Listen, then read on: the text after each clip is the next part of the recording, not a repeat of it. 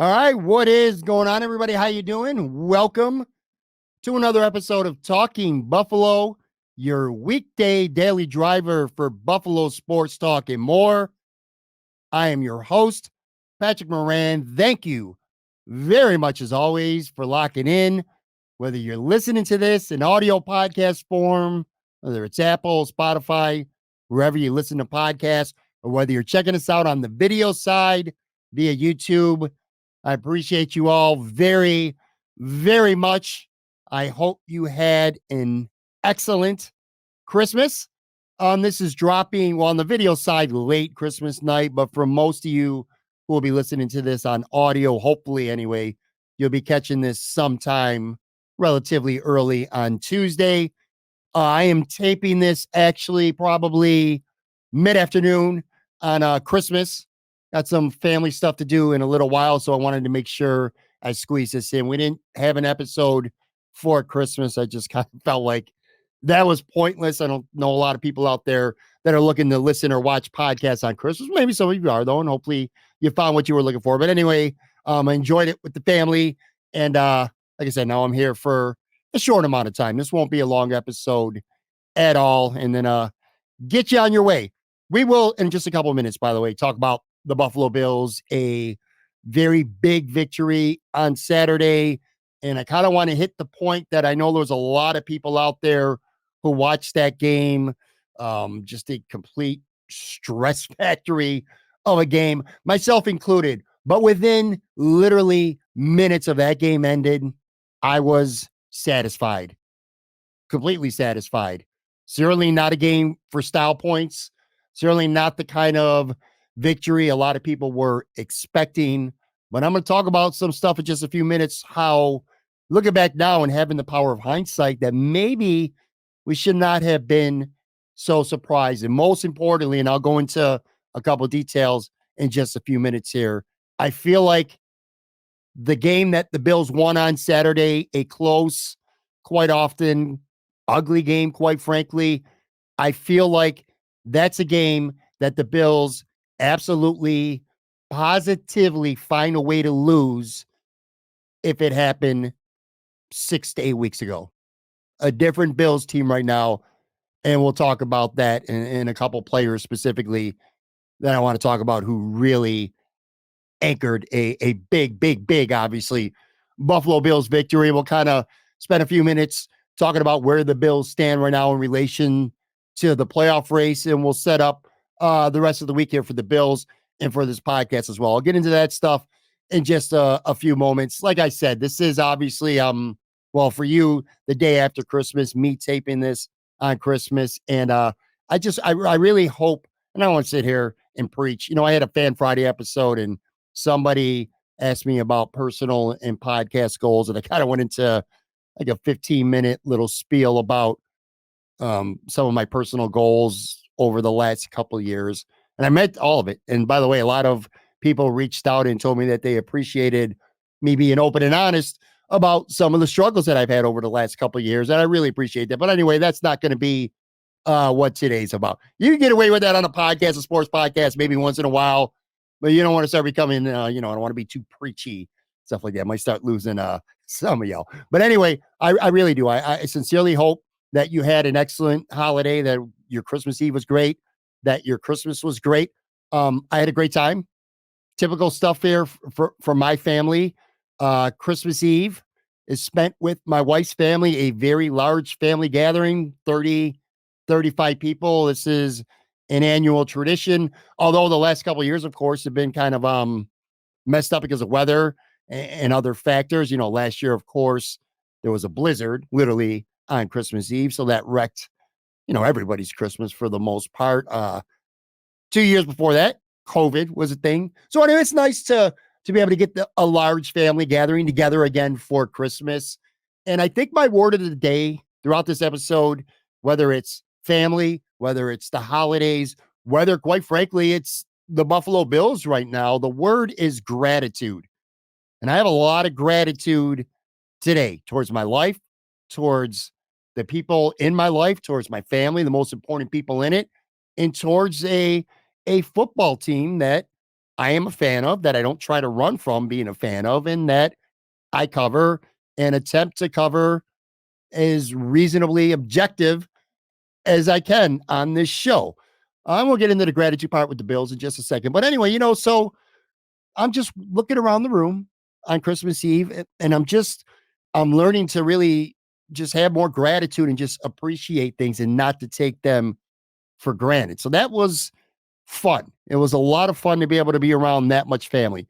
Then on Christmas morning, our tradition is, well, it used to be our tradition. My wife's parents would come over in the morning, and then my children, who are no longer children anymore, would open up gifts. Unfortunately, my father-in-law physically just really can't get around much anymore. So that hasn't happened. Didn't happen this year, in the last couple of years, like I said, because of other factors. But anyway, so that wasn't this year. But both of my children, who are now adults, my son just literally turned 21 this past week. My daughter is 25. My son still lives with us. My daughter lives with a boyfriend.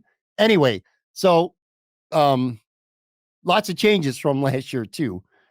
My son is now with a girl that he is head over heels in love with. They've been together for pretty much a full year. They kind of hooked up last New Year's, so it's been a full year for them. So they were together, and my daughter came over with her boyfriend, and I just started thinking while gifts were being opened, just how much could change in 1 year. And I really wanted to focus on that. Again, not taking these moments, these beautiful moments that we get to spend with our loved ones for granted in any way. And just, like I said, gratitude, and not taking any of it for granted and thinking things are always going to be the same. Because as my kids were opening up gifts today, I realized just 1 year ago how different things were. And again, forget about the weather aspect. I'm not talking about the blizzard. We were all still under the same roof. So I'm not talking about that. What I'm talking about is, a year ago, my son was single and wasn't with anybody. A year ago, my daughter was in a relationship, still a long-term relationship with somebody else. And then today on Christmas, my son is with his girlfriend, and they bought each other a ton of gifts, and it was really cute to watch them open up each other's gifts. And my daughter is very happy with somebody else that she lives with, and they were there. Now, again, I'm just thinking to myself, I'm like, man, just 1 year ago, how much shit changes. And I'm sure for a lot of you watching or listening, you've gone through the same thing, whether it's somebody else is in your life that maybe wasn't there a year ago. In some cases, unfortunately, sadly, maybe some people who were around your Christmas tree a year ago are no longer with you, whether it's because of a relationship or something that didn't work out, whether it's because somebody passes away. It's just, I don't know. I've really focused this year big time on just having gratitude for what's in front of me, and just appreciating moments a lot more than I ever have. That's like my focus every day when I wake up. I'm just trying really hard to have that. And it was. And what a great Christmas. Again, to be able to be with loved ones and open up gifts. And I'm not the kind of guy who's going to brag about anything that I got my kids, which was plenty, but I don't know. To each their own. I'm not that guy. I'm not the guy who posts photographs of their Christmas tree, full of gifts, or every nice gift that my wife and I got for one of our kids or whatever. But I'm gonna have a little bit of a humble brag, man, because my fam did good on me. Two things I got to show you. Number one, and then we'll get into some Bills talk here. And I know some people can't see this on the video side, or you could see it, but not on the audio side. But I'll describe it. I got two really cool gifts from the fam that I'm pumped about. I'm really proud of. Over the last 2 years, I think, or so, 2 years ago, I got a record player for my daughter. And ever since then, I've collected records, pretty much all old stuff. Like, I don't buy no new records. I just think that shit's whack, because I think of records and I think of being a kid, and I think of my parents, their records when I was a kid, or my own shit that I like from the 80s. So pretty much all the records that I get are from the 80s or older. Anyway, got hooked up with a Best of Sam Cooke album. Sam Cooke is one of my favorite musicians of all time. And even though it's Christmas morning, I was playing Christmas music, I did pause it for a good 45 minutes to be able to put that LP on and enjoy it. So I got that. And then here's the cool gift. Got this from the fam too. Now, Store 716, got to give them a shout out. And maybe there's other stores that carry the same jacket too, but I saw this first over the summer, this past summer, at store 716 in Depew on Olmsted off Transit. Love that store, by the way. So much cool shit in there. Um, I almost wanted to pull it. It's a jacket, and I really wanted to pull the trigger on it and buy it. I just could not bring myself to spend that much money on a jacket. Shit ain't cheap. Anyway, my fam hooked me up, man. Did not expect this, but the jacket that I liked for a long time, it's got that old school vibe. Hooked me up with it, man. Old school Buffalo logo with the B on it in the front. Buffalo football on the back. That shit is tight, man. I cannot wait to wear that with a t-shirt. I'm gonna look good at the club or the bar, wherever I go to when I have that jacket on. So huge, huge, huge shout out to the family taking care of me on Christmas. All right, let's talk, because again, I don't want this to be long. Let's start to get into Saturday's game. Obviously, if this was a normal week, we would have been doing a live post game certainly by the next day. But with it being Christmas and the holiday, wanted to wait until till today. And I'm sure to some extent it's still fresh in a lot of people's minds. Let me start here. I did a show last Thursday with Anthony Marino from Buffalo Rumblings, and both of us picked the Bills to win, as probably did everybody in America picked the Bills to win. That's not a surprise. But again, and I keep using that word hindsight, having the power of hindsight, Anthony kind of was a little bit more guarded about this game, talking about a potential trap game and talking about a team that really didn't have much to lose, the Chargers. While I was just completely dismissive, the Bills had just rolled Dallas. The Bills the week before that went into Kansas City, got a big victory. Bills are rolling, and all week long we kept hearing, not just from Buffalo, nationally, the Bills are a team that nobody wants to play right now, which is true. So during the prediction portion of our episode last Thursday, our preview prediction episode, I completely dismissed the Chargers. I mean, I gave them zero chances. I don't remember what I had as a final score. I want to say it was like 34-10, something like that was my prediction. Where Anthony picked the Bills, but in a tight game, and he was far more guarded than I was. And it turns out that he was right. And as I sit there and I reflect right now, which is why I'm not stressed.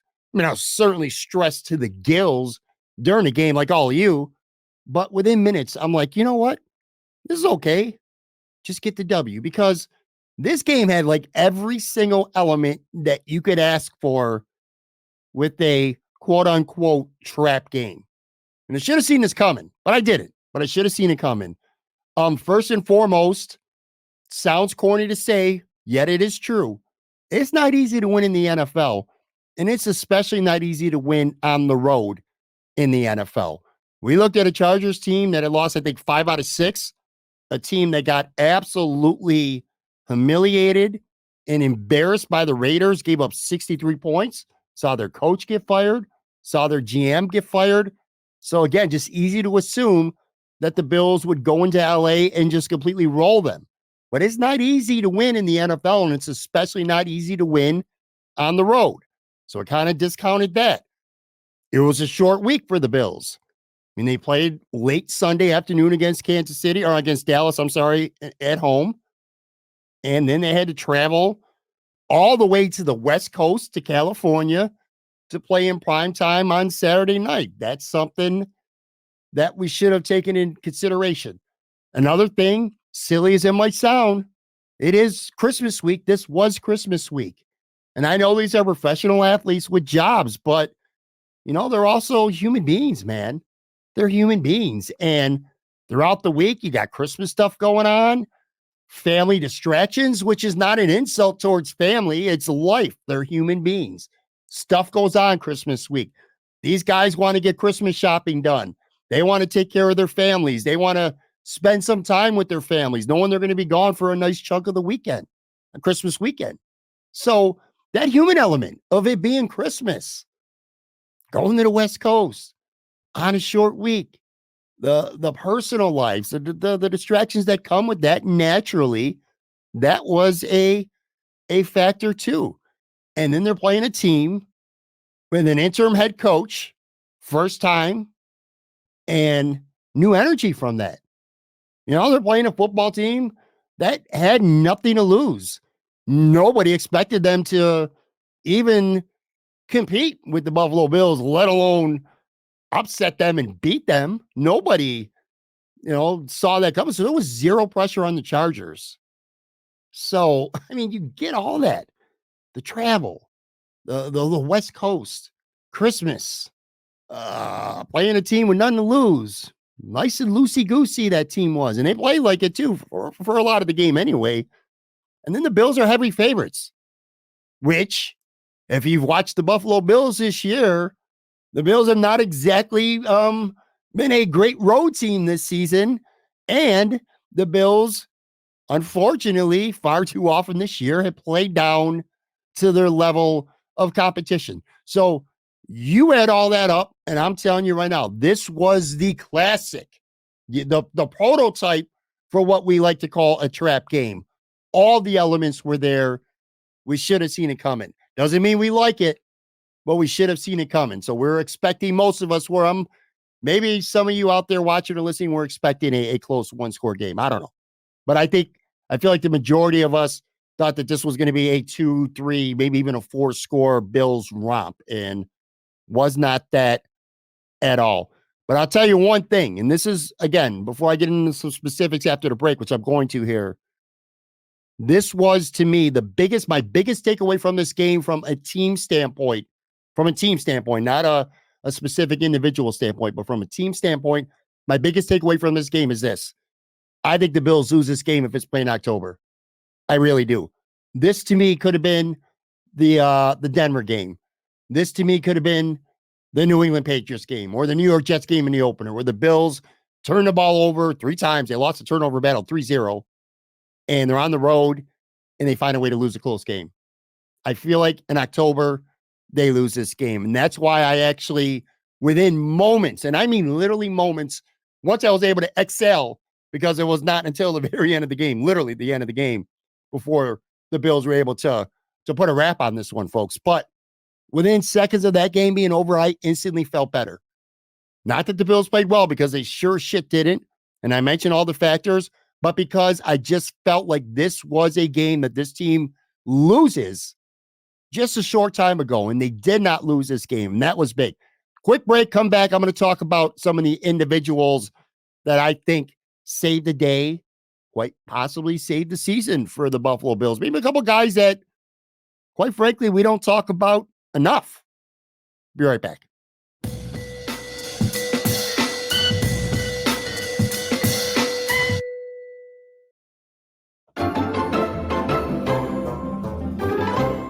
All right, I am back recording here on this Christmas afternoon, kind of putting a bow, so to speak, on the Bills' much needed victory over the Chargers. I almost said convincing, because my mind was trained all week long to say a convincing victory over the Chargers. Certainly not convincing, but a damn important game. This leaves the Bills in really good shape going forward. We'll talk about that in just a couple of minutes. But let me say this, man. The focus all year long with this football team, and I think it's time to start somewhere else with this episode. Pretty much on a week-to-week basis, not just me, most shows that you're watching or listening to, it's the same formula, and for good reason, because people want to talk about the offense. People want to talk about the quarterback, and people want to talk about the coaching. Whether the Bills' offense is good, bad, or slightly indifferent, that always seems to be the primary talking point. How Josh Allen performs, what Stephon Diggs did, what Ken Dorsey, what kind of play calls was he making? Was he good? Was he shitty? Getting fired? This new team under Joe Brady, running the football more, Sean McDermott, the good, the bad, the ugly, and there's been plenty of all three with Sean McDermott this year. Those seem to be the primary, like the first half of show talking points. And then later in the show, we start to transition into talking about the defense. Well, I'm going to tell you what, at least today, on this day, this episode, I need to start with the defense, because the Bills defense possibly bailed the Buffalo Bills 2023 campaign out with a strong showing on Saturday night. And there's 3 players specifically that I got to talk about individually. Number one, Ed Oliver. I also want to talk about Rasul Douglas, and I want to talk about Taron Johnson. These guys are stars, man. They are stars. And Ed Oliver specifically, he had 2 sacks in this game over the last 3 drives. He's up to 8.5 sacks on the year. He was setting up other guys on the defensive line for pressures and sacks. Just a phenomenal game for Ed Oliver. With DaQuan Jones out or not back yet, hopefully he will be back Sunday, but he's not ready. Jordan Phillips, of course, put on IR, so no Jordan Phillips. Ed Oliver really needed to step up, even more than he's done most this year, and he certainly did that on Saturday. I thought this might have been his best game of the year. He played 79% of the snaps, which for a defensive tackle, especially in a Sean McDermott rotation where he loves to get everybody close to maybe 40 to 60% of the snaps, it must have made Sean McDermott cringe that need to have Ed Oliver play 79% of the snaps. But that's what it took on this game. And Ed Oliver was up to task. You know, my thing about Ed Oliver since he's been a Buffalo Bill, since he came into the league, has been at times this guy looks damn near unblockable. He is a splash player and he's an impactful player. But there's also stretches, long stretches, where up until this year anyway, I feel like Ed Oliver has by and large disappeared. I feel like that's happened too often, quite frankly. I remember going on tirades back to last year's playoffs against Miami and especially Cincinnati, where Ed Oliver may as well not have even dressed. That's the way I felt. And then he gets the contract extension this summer. And I never hated the contract because I know, I follow enough now defensive tackles. I knew where it would stack up in relation to other tackles. And over the next 2 years, as some of these other guys got paid, he probably would end up being somewhere around the middle of the pack among good starting defensive tackles. So I never hated the contract, but I'm like, that's still a pretty big commitment for a guy who is a splashy player.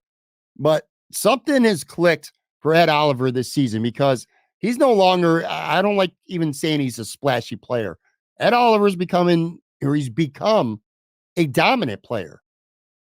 You know, the first month of the season, DaQuan Jones is healthy, and Ed Oliver looks like he might be a candidate for defensive MVP of the league. I'm telling you, that's how good he's looked, especially with DaQuan Jones there.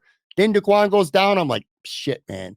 Because historically, like last year, Ed Oliver was not the same player when DaQuan Jones wasn't in the lineup. But Ed Oliver this year, he's been the truth. He's been the truth all season long. I can make an argument that Ed Oliver is the Bills' defensive MVP right now. With only 2 games left, he's the Bills' defensive MVP for 2023. And I'm even willing to hear a case, which I think would be very fair and very reasonable, that Ed Oliver might be the most consistently good player on the Buffalo Bills this entire season, offense or defense. You know, Stephon Diggs has been spectacular at times, and then he's had some disappearing acts. Josh Allen has played at an MVP level at times, and then he's had a couple really big stinkers. Ed Oliver has been great pretty much all season long. He has consistently brought it. He is a big asset to this defense, and the Buffalo Bills do not beat the Chargers without the efforts on Saturday night from Ed Oliver. So much love to him. I mentioned Rasul Douglas. You know, it's almost like I can't mention Rasul Douglas without mentioning Brandon Beane, because what a goddamn trade that turned out to be. What a trade that turned out to be. And I want to be careful saying this because I don't want to be disrespectful to Trey White. I'm a big Trey White guy. And I think Trey White, before the injury this year, got himself all the way back and was looking damn good. He was looking damn good the first month of the season. So I don't want to be disrespectful to him. That said, if you tell me that Rasul Douglas right now is an upgrade over even this season, first month of the year, Trey White, I don't think you get much of an argument from me. Now, having them both, Jesus, that would be sweet. But Rasul Douglas has just been a gold mine for the Bills, man. What a trade by Brandon Beane. He has been borderline shutdown corner, not really giving up big plays. He had a big sack on Saturday. Little bit His tackling at times leaves something to be desired. I noticed he had a really shitty PFF grade. We'll talk about that maybe later in the week when it comes to tackling.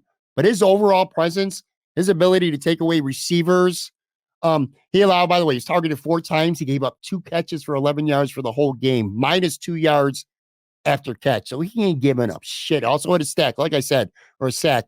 Just an absolute steal from Brandon Bean. And maybe it's paid off some already. And with the stretch coming and hopefully a playoff run for the Bills, Rasul Douglas might turn out to be one of those, when you look back years from now, season saving trades, or potentially even one of those, this is going to go down as one of the better Bills trades in franchise history. I thought he was phenomenal on Saturday. And then the other guy, what more can I say about Teron Johnson, man?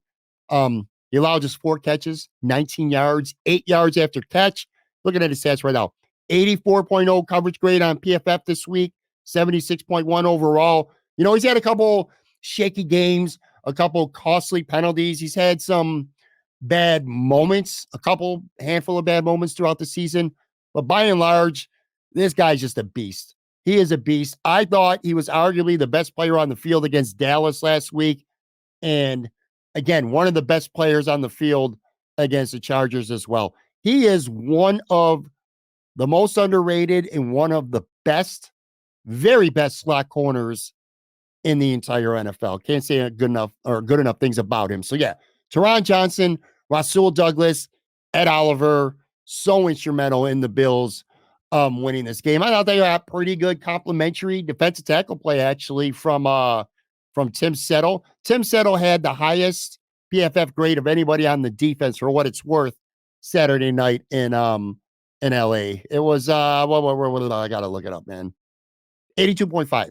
Best grade of anybody on the defense. Poona Ford, who's barely even played this year, he got a sack. So he had a big play. Laval Joseph gave them a pretty solid 24 reps on the day. So they held it down pretty well. And hopefully Daquan Jones will be back for the Bills on Sunday. And we'll talk about him more, like I said, throughout the week, getting ready for a Patriots game coming up this weekend. So yeah, man, the defense, they really bailed the Bills out because the Bills lost the turnover battle 3-0. And they held the Chargers 5 times, I think. They got a field goal. It's just one of those drives results in a Chargers touchdown. Different outcome to the game, man. Different outcome to the game. So, we've talked about Sean McDermott and what an embattled season this has been for him, good and bad. But his defense of late has really, really picked it up. Really good against the Chiefs, great against Dallas, and money clutch here in LA in a must-have game against the Chargers. So much love, much props to the Buffalo Bills defense. Offensively, well, Gabe Davis showed up, 4 catches, $130, a touchdown. You want to talk about a guy, and trust me, this is coming from somebody who was in not one, but 2 fantasy football semifinal matches this weekend. Somebody who has Gabe Davis on not one, but both of his teams, and somebody who benched Gabe Davis on not one, but both of his football teams. And I'm paying the price for that. But, that's the thing. How could you want to start him? Because he's done nothing of late. But then you get this Gabe Davis. And I remember one episode, I can't remember what show it was, or I would look it up and I would find the clip because, quite frankly, it's a take that would make me look really good. I talked about Gabe Davis not doing shit. But then I said, you know what? That's okay. If they're going to run the ball effectively, if Stefan's going to have a big day, or if Kincaid's going to have a big day, or Shakir, or whatever, you don't need to have that wide receiver 2 put up those big numbers. But there's going to be times throughout the season where you need Gabe Davis. And this was clearly one of those times. Because, by the way, Stephon Diggs, I think he played only like 60% of the snaps. His production's down. They're not talking about it much, but I think Stephon Diggs is playing through some shit right now. And I think they're kind of limiting his workload at least a little bit right now. I don't know if it's one specific injury. I think he might have a couple nagging injuries that he's just toughing it out, that he's playing through, which, again, with 2 weeks left here, hopefully that's a sound strategy, getting him off the field. Because, again, he did not even play a lot on Saturday. But I think there's some shit going on with Stephon, some nagging injuries that hopefully, obviously, he gets through, because they're definitely going to need Stephon Diggs. But anyway, Gabe Davis, 4 catches, for a buck 30, a huge touchdown. Look at some of these numbers. Philly a couple weeks ago, 6 catches for 105 yards and a touchdown. And then the Jacksonville game in London, he had 6 catches for 100 yards and a touchdown. So that's 3 games I just rattled off where he had at least 100 yards receiving and a touchdown. 3 games where Gabe Davis was a legit big weapon for the Buffalo Bills offense. Then you look at the other 12 games combined this year. Gabe Davis in those other 12 games, just 27 catches for 390 yards in 4 touchdowns. And again, that's in 12 games combined. He's had 3 games this year with no catches. He's had 2 games this year with just 1 catch, and he's had 2 games this year with just 2 catches. I think for at least the rest of the season and hopefully into the playoffs, obviously, this is what you're going to get from Gabe Davis. You are just as likely to get 4 catches for 110 yards and a touchdown, or you might get no catches, literally no catches for no yards, or maybe a catch for 9 yards, something like that. You don't know what you're going to get from Gabe Davis, but it's kind of what I'm liking about this Bills team right now. I don't like Stephon Diggs not producing big numbers. And I know to some that's worrisome. It's worrisome because he's your most productive offensive player. It's worrisome because, let's be honest here. There's at least maybe a little bit to worry about that if Stephon's not getting the ball, especially if they lose, that's going to cause some shit. But what I do like is it's a way that they don't have to be as reliable. So if Stephon's not getting off, or if the Bills are not running the ball down your throat like they certainly did against Dallas, it's good to know that at least the potential is there for Gabe Davis to carry your offense, make a couple big plays, and help win a football game. So I really don't give a shit what his overall season stats are. I really don't give a shit about the offseason. And if the Bills are going to try to re-sign him, I don't want to think about that right now. Or if they do, what he's worth, what his contract might look like. What will another team pony up to sign him? I don't care about any of that right now. I just want Gabe Davis to be that guy that if the Bills need him, because this probably won't be the last time that if the Bills are going to go far, that they're going to need something significant from Gabe Davis. And they got that on Saturday night, and that propelled the offense. Big is probably the best player on the offense on Saturday night. Khalil Shakir, too. 45 yards, 3 catches, none bigger than that big third down catch on a ball that was behind him that helped let the Bills run down the clock to almost the very end where they're able to kick the go-ahead field goal. So because I think it was the week before against Dallas where they got nothing, literally nothing between Shakir and Gabe. They got 175 yards against the Chargers between those 2 guys. So that's good complimentary football right there. Josh Allen, not the greatest game for him, but you know what? He was good when he had to be. 15 to 21, 237 yards. Great touchdown pass to Gabe Davis. Ugly as shit interception. Maybe could have got a foot down the plant before he launched to Stephon Diggs, who was behind the guy, but it was an underthrow and an interception. Did run the ball twice for touchdowns, which, by the way, he's the first player in the history of the NFL now to have 4 straight seasons of 40 combined touchdowns rushing and passing. I tell you, and I got to give Matt Marino credit for this because he had the balls to go on Twitter over the weekend and say it. A lot of Bills fans were getting a little salty with Matt because Matt was being critical of Josh Allen, which Matt was 100% right. Josh Allen had some moments in that game, some stretches of that game where criticism was absolutely warranted. And it's Matt's job as a journalist to point that out. It's not his job to be a cheerleader for the team or for the player. But anyway, Matt Marino said that in his opinion, he thinks Josh Allen might be the best player in the NFL. And if any team, if you're going to start a franchise right now, he probably would be the first player picked. I'm still not quite convinced on that. I might still say Pat Mahomes, but I'll tell you this, if it's not Josh Allen at 1, certainly top 2 or 3 for sure. So yeah, he's a great player. Wasn't a great game, but when they had to have it, he gave that to him. And again, this was a defensive powered win.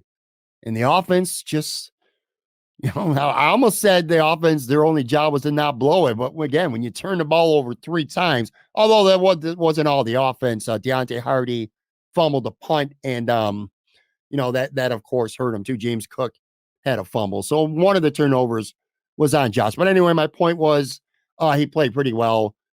Two things on the downside, and I just mentioned one of them. Deontay Hardy lost a fumble. Look, I think it's time to cut ties with him. I don't know that they're going to cut him this late in the season, but I certainly could see, if not willing to bet right now, a scenario where Andy Isabella. I don't know why the name drew a blank from me. But anyway, Andy Isabella should get elevated from the practice squad. I can see it happening for the last two games. If for no other reason, sure-handed to handle punt return, maybe kickoff return duty. And I think it's time for Deontay Hardy I think it's time to just cut your losses with him. He did have a couple weeks ago a really nice 25-yard catch, a big play. But outside of that, I think this is his second fumble on a punt this year.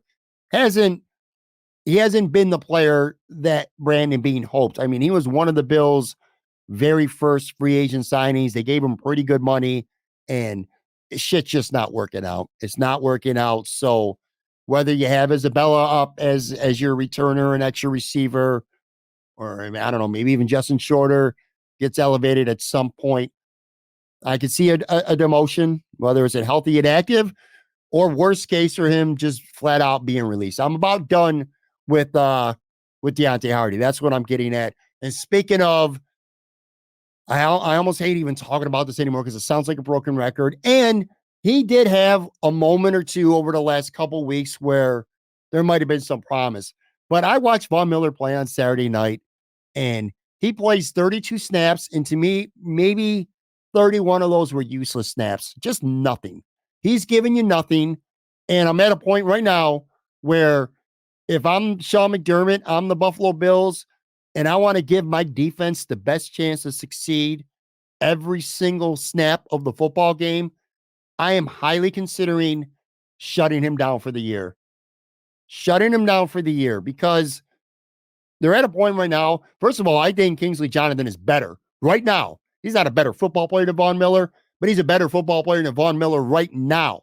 So if you're going to play all these extra defensive ends, I play him first. Kingsley Jonathan had 7 snaps on Saturday night, and he did more in those 7 than Vaughn did on his 32 snaps. And A.J. Epenesa missed the game with the ribs. He might be back next week. And the reason why I say I'm ready to give Von Miller a healthy scratch is because if you don't, you're going to be tempted to say, this is the week where I'm going to get the Von Miller that I've been hoping for because he's more than a year removed now from the ACL. Sean McDermott might be tempted to say, this is the week where I'm going to see Von Miller explode. And then what you do is you're giving him those reps and he's taking some away from A.J. Epenesa or even Shaq Lawson or hell, even Kingsley Jonathan right now. And I think he's the worst pass rusher, the worst edge defender of any player on this current roster as things stand right now. So if I'm Sean McDermott, if I'm the Buffalo Bills, and I got to start making some tough decisions now because now it's not feelings time. This is playoff push time. Literally. It's do or die. It's playoff push time. And Von Miller's not helping this football team, man. He's just hurting them. So anyway, that's my initial thoughts on Bills Chargers. Just like I said, as a fan in me anyway, just gratitude that they were able to survive a game that I think they lose in October. Lots of elements for a trap game, and that's exactly what it was. But the Bills survived and advanced regardless. As I sign off here, as things stand right now, the Bills, look, on Sunday, it sucked that Dallas couldn't hold a lead and beat Miami. But a lot of good shit happened for the Bills, and they find themselves in really good shape right now. As we tape this anyway, and I'm kind of looking at my phone as we tape this, in relation to Miami beating Dallas. So basically, if you don't already know, and a lot of you already know, but next week, Miami's at Baltimore. That game is obviously huge for the Buffalo Bills. Let's go on the assumption that the Bills beat the New England Patriots. If you're thinking division, if Baltimore at home beats the Miami Dolphins, then the Bills go to week 18 in Miami, and the Buffalo Bills are playing the Miami Dolphins, not for a wild card spot. They're playing them for the AFC East. So they're playing for the division. They're playing for at least one home playoff game if Baltimore can beat Miami. If Miami beats Baltimore, then Miami will clinch the division and the Bills can only make it as a wild card. And there it is. I was talking and waiting on my phone. There's big news here as we sign off late on Monday. The Kansas City Chiefs, in stunning fashion, lost at home today, Monday, to the Raiders. And you're like, whoa, how does that affect the Bills? Well, now that Baltimore Miami game gets even bigger, because here's what could happen, folks. If Baltimore beats Miami and then the Bills beat Miami to win the division, Kansas City now has 6 losses. If the Bills win out and if Miami beats Baltimore, the Buffalo Bills with a victory week 18 in Miami will end up the number 2 seed in the AFC. Yes, 2. They can still be the 2 seed. They can still win the division and get the 2 seed in the AFC East if Baltimore beats Miami in Baltimore next week. So you want to talk about huge freaking stakes. Oh my God. Which, by the way, if Baltimore beats Miami, and it might get flexed anyway, but if Baltimore beats Miami, you could bet the house that Miami Buffalo game is getting flexed to prime time in week 18. But because Kansas City lost, that's their 6th loss. The Bills, if they went out, they would have 6 losses, and they beat Kansas City head to head. Jacksonville, the AFC South's guaranteed 7 losses now. So the Bills could be the number 2 seed, man. They could not even just have one playoff game. If they can win that first game, they could be guaranteed to have 2 home playoff games. That's how big Baltimore at Miami is. Now, again, if Miami wins that game, they, well, it's too early to talk about it because Baltimore hasn't played yet. But if because they play San Francisco and I'm already taping this, if Baltimore wins against Frisco, or if they lose, I should say, and then Miami wins, Miami could already have the 1 seed locked up, and maybe they won't have nothing to play for in week 18. So it's too early to talk about that. We'll talk about that later in the week. But the big news is the number 2 seed all week long is going to be very much in play for the Buffalo Bills. And let's just even say if, it doesn't work out their way and Miami beats Baltimore and Miami clinches the AFC East, if you're talking about the Bills and clinching a playoff spot and not even having to get to 18, 2 things need to happen for the Bills for that to happen. 2 or 3 things. Either Jacksonville loses at home to Carolina, and that's just not going to happen. And they need Cincinnati to lose at Kansas City, which sounds like a lock, but it ain't the lock that we think it is anymore, because this Kansas City Chiefs team, I think, is on life support this season. They just got beat at home against the Vegas Raiders. But anyway, if Kansas City could beat Cincinnati, and if Seattle at home beats the Pittsburgh Steelers, the Buffalo Bills would actually clinch a wild card spot by beating the Patriots in week 17. So that week 18 matchup against Miami, whether it's for the division or not, maybe a little bit less stress, because at least that the Bills are getting into the playoffs. But anyway, we'll talk about that throughout the week. Wow. I'm sitting here stunned at the end of this episode that the Kansas City Chiefs lost at home against the Vegas Raiders. Did not see that coming. Good news, really good news potentially for the Buffalo Bills, which, by the way, one last point, if the Bills make a wild card, Cleveland probably getting the 5. The Bills almost certainly would be the 6. And I think Kansas City probably is going to get that 3 seed because they also beat Jacksonville. So you could be looking at a Bills at Kansas City playoff game as well, just on the table. But anyway, we'll talk about that much more throughout the week. Not sure of guests yet and things like that, because I'm kind of, it's a holiday week, kind of getting all the ducks in a pond here. But I will be back for sure with an episode tomorrow. So have a good one. Talk to you then.